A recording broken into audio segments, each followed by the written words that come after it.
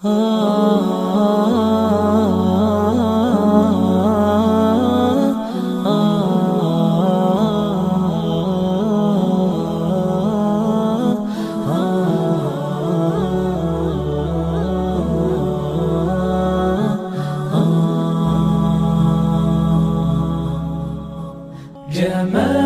الوجود بذكر الإله، وتصفو الحياة بنور هداه.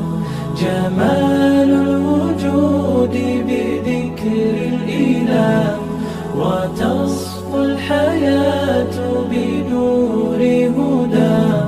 وتطلب نفس له طاعة، ويبلغ سعد إلى منتهى.